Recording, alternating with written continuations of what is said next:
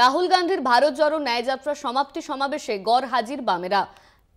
কংগ্রেসের কর্মসূচি হলেও আদতে ভোটের মুখে তা বস্তুত ইন্ডিয়ার সমাবেশ। যদিও আয়োজক কংগ্রেসের সঙ্গে বাংলা সহ নানা রাজ্যের বামেদের আসন রফা অধরা। সেই বিবাদের জেরে মুম্বাইতে রাহুলের ন্যায় সমাবেশ এড়িয়ে গেল সিপিএম।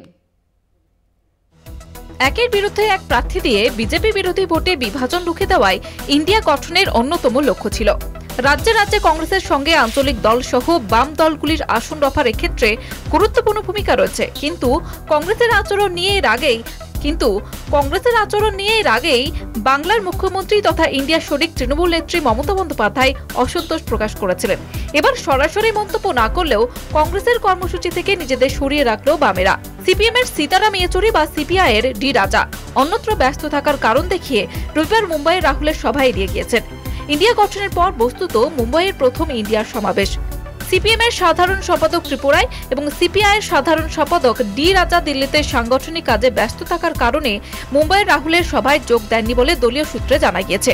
ঘটনাচক্রে একমাত্র বাম শাসিত রাজ্য কেরলে প্রধান বিরোধী দল কংগ্রেস। রাহুলের ওয়ানার থেকে ফের প্রার্থী হওয়ার সম্ভাবনা দেখা দেওয়ায় ইন্ডিয়ার শরিক বিবাদ মাথা চড়া দেয়। কেননা ওই কেন্দ্রে সিপিআই প্রার্থী হয়েছেন ডি রাজা স্ত্রী বিশিষ্ট শ্রমিক নেত্রী অ্যানি রাজা। কেরল থেকে একটি মাত্র আসনে সিপিএম জয়ী হয়েছিল। সেই আলপুচা আসনে এবার এআইসিসি নেতা কেসি বেণুগোপালকে প্রার্থী ঘোষণা করা হয়েছে।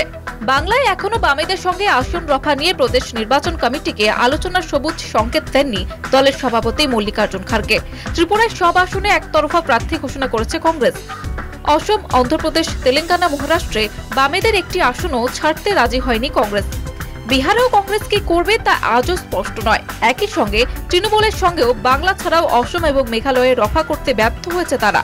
ফলত আসন্ন লোকসভা ভোটে দেশের বিভিন্ন রাজ্যে ইন্ডিয়ার শরিকদের মধ্যে পারস্পরিক প্রতিদ্বন্দ্বিতা অনিবার্য হয়ে উঠছে। কলকাতা টিভি।